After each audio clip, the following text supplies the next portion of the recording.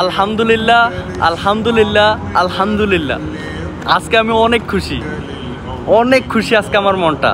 আর আমার মতো আমার ফ্যামিলির সবাই অনেক খুশি। আমার আব্বু, আম্মু, বোন, ফ্যামিলির সবাই অনেক খুশি।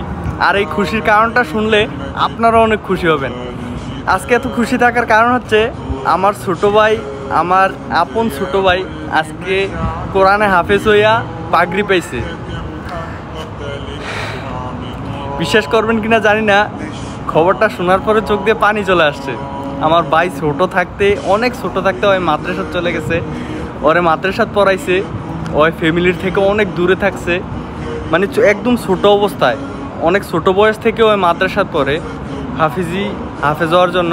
তো অবশেষে আমার ভাই হাফেজ হয়েছে আপনাদের দোয়ায়। সবাই আমার ভাইয়ের জন্য দোয়া করবেন।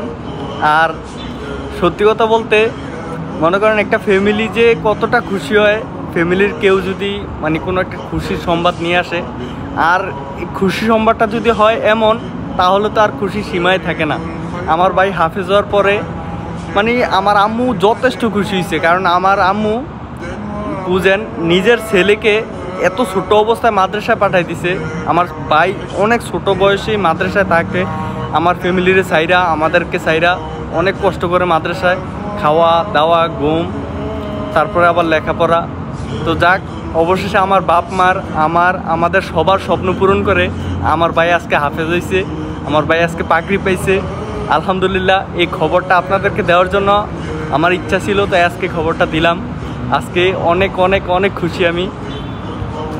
আর সবাই আমার ভাইয়ের জন্য দোয়া করবেন, আমার ভাই যেন এইভাবে সামনের দিকে আগা যেতে পারে, আমার ভাই যেন আমার আম্মু আব্বুর স্বপ্ন পূরণ করতে পারে। আমরা সবাই যেন, আমরা 3 ভাই বোন, আমরা যেন আমার আব্বু আম্মুর স্বপ্ন পূরণ করতে পারি, এই দোয়া চাইতেছি আপনাদের কাছে।